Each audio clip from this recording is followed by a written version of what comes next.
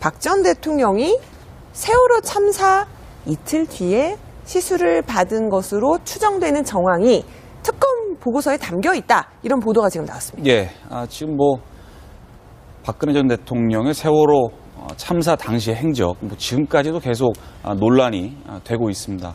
아직 딱 부러지게 드러난 건 없습니다만, 특검이 이제 제출한 당시 보고서 중에 일부 내용을 들여다보니까 당초 알려진 것보다 좀 더 일찍 받았다는 거예요. 무슨 얘기냐면 지금까지 알려진 거는 박근혜 전 대통령이 2014년 5월에 시술을 받았다고 이렇게 처음에 특검 측에서는 얘기를 했는데 자료를 뒤져보니까 세월호 참사가 발생한 게 2014년 4월 16일인데요. 4월 16일이죠. 이틀 뒤인 4월 18일 날 시술을 받은 것이 아니냐는 것으로 볼 수 있는 그런 정황들이 발견됐다는 겁니다. 구체적으로 그때 시술을 받았다는 것보다는 정황이 발견됐다는 건데 어떤 네. 정황이냐면 지금 나오고 있네요. 예, 시술을 담당했 지금 보이시죠? 김영재 원장이 18일 날 청와대 인근 커피숍에서 자기 카드로 이제 5,400원 이제 카드 한 잔 커피를 한 잔 마셨다는 걸로 이제 추정이 되는 것이죠. 거기에 커피만 마시러 청와대 인근까지 갔으리라고 김영재 원장이 이렇게 보는 거는 아닌 것이죠. 특검 측에서. 그리고 부인인 박채윤 씨가 시술한 걸로 추정되는 이틀 뒤에 휴대전화 위치를 파악해 보니까 역시 또 청와대 인근에 있는 것으로 봐서는 4월 18일 날 어떤 식으로든 시술이 이루어진 것 아니냐. 그리고 21일 날 보니까 또 박근혜 전 대통령 얼굴에 리프팅한 흔적이 있기 때문에 정황적으로 봤을 때 시점을 4월 18일까지 거슬러 올라갈 수 있는 거 아니냐라는 게 이제 특검이 제출한 보고서에 또 추가로 확인됐다는 그런 내용의 언론 보도가 있었습니다. 물론 이 내용은 특검이 나중에 어떤 재판 과정에서 밝혀서 공식적으로 확인을 해봐야 되는 것이지만 일단 그런 내용이 보고서 내에 담겨 있다는 게 첫 번째로 언론 보도에 나왔다는 걸 전해드립니다. 네, 특검도 박 전 대통령을 만나지 못해서 저 부분에 대해서는 확인을 끝까지 해보지는 못했다고 하는데요. 당시 작년 저희 이제 청문회 기억하시죠? 최순실 국정농단 청문회에서도요. 관련된 질문을 바로 김영재 원장이 받았는데 뭐라고 대답했었는지 잠시 들어보시겠습니다. 김영재 정의는 대통령 안면 시술 하신 적 있습니까? 없습니다. 그러면 네. 뭐하러 들어갔습니까? 이쪽 흉터가 있었습니다. 네. 거기에 대해서 자꾸 좀 감각이 좀 없어지면서 좀 경련이 일어난다고 그래서 저 한번 봐달라고 해서 들어갔습니다. 기억을 안 나지만은 그렇게 많지는 않지만은 피부 트러블이라든지 아니면 순번 갔다 와서 좀 이렇게 부으실 때 그때 갑자기 연락을 받고 들어간 적은 있습니다. 대통령 얼굴에 필러 시술은 그럼 누가 한 것으로 추정됩니까? 잘 모르겠습니다. 왜냐면 처음 보는 사진이기 그렇게 때문에. 이야기하시면 안 되죠. 저 때도 참 논란이 됐어요. 그리고 박 전 대통령 얼굴에 뭔가 주사 바늘들이 남아 있어서 그런데 끝까지 김영재 원장은 바로 저 자리에서 시술은 한 적이 없다고 얘기를 했어요. 네, 지금 김영재 원장 구속이 돼 있는 상태고 청문회에서 과정 증언에 대한 위증 혐의를 또 당연히 받고 있는 상태로 보이고요. 이제 갑작스럽게 과거 꽤 오랜 동안 논란이 됐던 박근혜 전 대통령의 성형 시술이라든지 이런 의혹들이 최근에 왜 다시 불거지고 있는가에 대한 얘기를 한번 좀 해볼 필요가 있다라고 생각이 되는데요.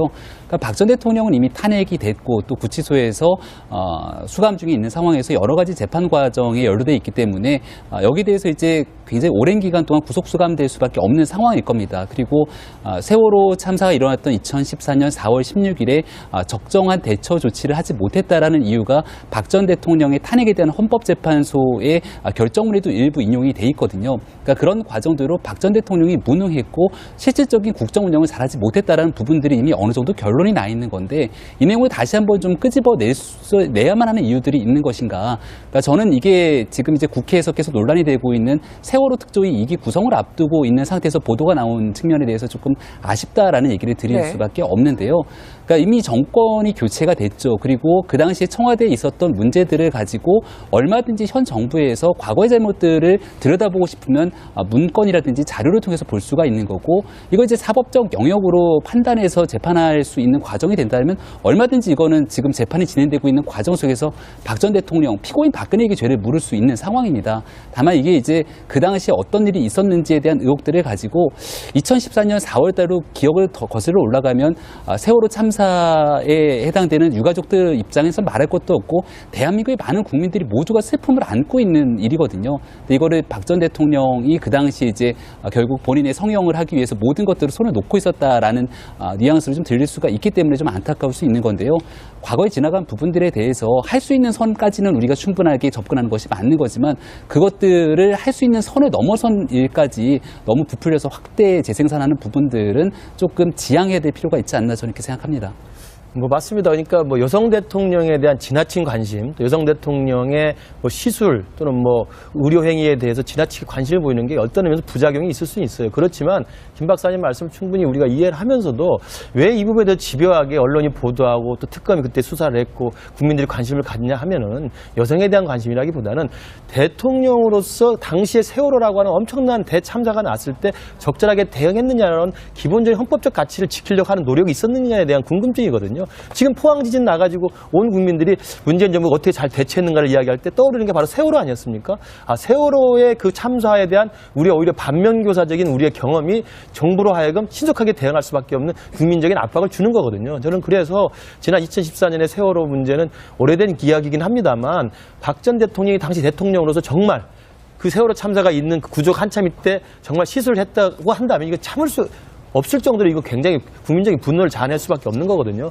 그런 맥락에서 본다면 뭐 언론이 너무 선정적으로 보도하는 건 문제가 있습니다만 여전히 국민들은 그 당시 그 참사 동안 대통령이 뭐 했는가에 대해서 궁금증이 있다 이렇게 말씀드리고 싶습니다. 또 네. 하나 우리가 봐야 될 건 좀 다른 각도이지만 청문회가 조금 더 한 번 더 이런 국조위가 있어야 되고 뭐 청문회가 있어야 된다는 것에 대한 씁쓸함이죠.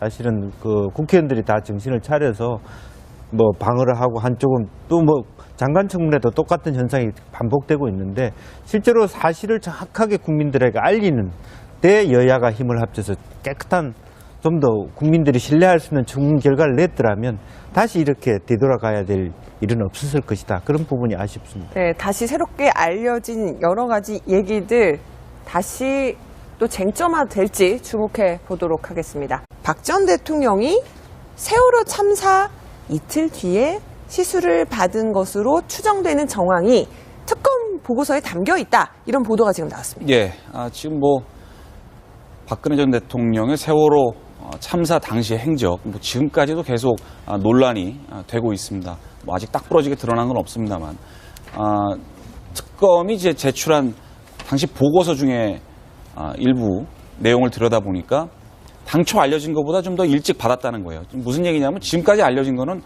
박근혜 전 대통령이 2014년 5월에 시술을 받았다고 이렇게 처음에 특검 측에서는 얘기를 했는데 자료를 뒤져보니까 세월호 참사가 발생한 게 2014년 4월 16일인데요. 4월 16일이죠. 이틀 뒤인 4월 18일 날 시술을 받은 것이 아니냐는 것으로 볼 수 있는 그런 정황들이 발견됐다는 겁니다. 구체적으로 그때 시술을 받았다는 것보다는 정황이 발견됐다는 건데 어떤 네. 정황이냐면 지금 나오고 있네요. 예, 시술을 담당했 지금 보이시죠? 김영재 원장이 18일 날 청와대 인근 커피숍에서 자기 카드로 이제 의 성형 시술이라든지 이런 의혹들이 최근에 왜 다시 불거지고 있는가에 대한 얘기를 한번 좀 해볼 필요가 있다라고 생각이 되는데요.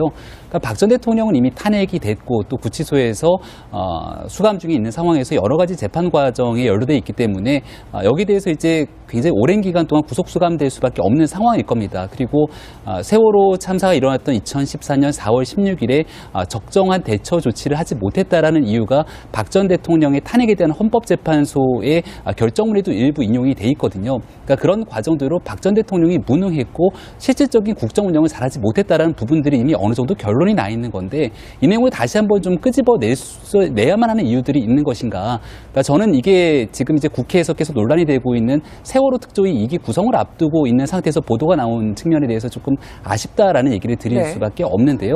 그러니까 그러니까 이미 정권이 교체가 됐죠. 그리고 그 당시에 청와대에 있었던 문제들을 가지고 얼마든지 현 정부에서 과거의 잘못들을 들여다보고 싶으면 문건이라든지 자료를 통해서 볼 수가 있는 거고, 이거 이제 사법적 영역으로 판단해서 재판할 수 있는 과정이 된다면 얼마든지 이거는 지금 재판이 진행되고 있는 과정 속에서 박 전 대통령, 피고인 박근혜에게 죄를 물을 수 있는 상황입니다. 다만 이게 이제 그 당시에 어떤 일이 있었는지에 대한 의혹들을 가지고 2014년 4월 달로 기억을 더 거슬러 올라가면 세월호 참사에 해당되는 유가족들 입장에서 말할 것도 없고 대한민국의 많은 국민들이 모두가 슬픔을 안고 있는 일이거든요. 근데 이거를 박 전 대통령이 그 당시에 이제 결국 본인의 성형을 하기 위해서 모든 것들을 손을 놓고 있었다라는 뉘앙스를 좀 들릴 수가 있기 때문에 좀 안타까울 수 있는 건데요. 과거에 지나간 부분들에 대해서 할 수 있는 선까지는 우리가 충분하게 접근하는 것이 맞는 거지만 그것들을 할 수 있는 선을 넘어선 일까지 너무 부풀려서 확대 재생산하는 부분들은 조금 지양해야 될 필요가 있지 않나 저는 이렇게 생각합니다.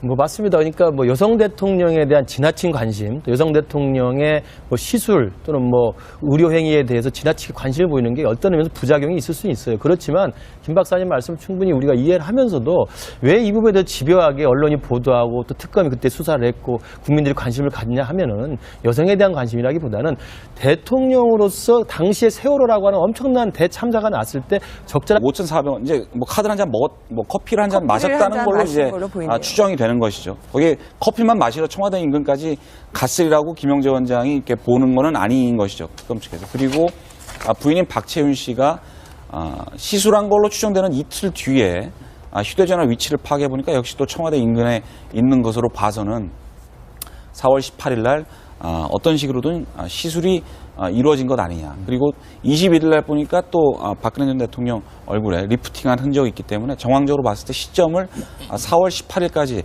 거슬러 올라갈 수 있는 거 아니냐라는 게 이제 특검이 제출한 보고서에 또 추가로 확인됐다는 그런 내용의 언론 보도가 있었습니다. 물론 이 내용은 특검이 나중에 뭐 어떤 재판 과정에서 밝혀서 공식적으로 확인을 해봐야 되는 것이지만 일단 그런 내용이 보고서 내에 담겨 있다는 게 첫 번째로 언론 보도에 나왔다는 걸 전해드립니다.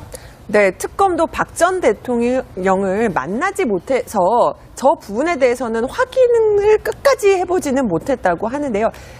당시 작년 저희 이제 청문회 기억하시죠? 최순실 국정농단 청문회에서도요. 관련된 질문을 바로 김영재 원장이 받았는데 뭐라고 대답했었는지 잠시 들어보시겠습니다. 김영재 정의는 대통령 안면 시술 하신 적 있습니까? 없습니다. 그러면 뭐하러 들어갔습니까? 이쪽 그 흉터가 있었습니다. 네. 거기에 대해서 자꾸 여기 좀 감각이 좀 없어지면서 좀 경련이 일어난다고 그래서 저 한번 봐달라고 해서 들어갔습니다. 기억을 안 나지만은 뭐 그렇게 많지는 않지만은 피부 트러블이라든지 아니면 순번 갔다 와서 그 좀 이렇게 부으실 때 그때 갑자기 연락을 받고 들어간 적은 있습니다. 대통령 얼굴에 필러 시술은 그럼 누가 한 것으로 추정됩니까? 뭐 잘 모르겠습니다. 왜냐면 처음 보는 사진이기 그렇게 때문에. 이야기하시면 안 되죠. 저 때도 참 논란이 됐어요. 그리고 박 전 대통령 얼굴에 뭔가 주사 바늘들이 남아 있어서 그런데 끝까지 김영재 원장은 바로 저 자리에서 시술은 한 적이 없다고 얘기를 했어요. 네, 지금 뭐 김영재 원장 구속이 돼 있는 상태고 청문회에서 과정 증언에 대한 위증 혐의를 또 당연히 받고 있는 상태로 보이고요.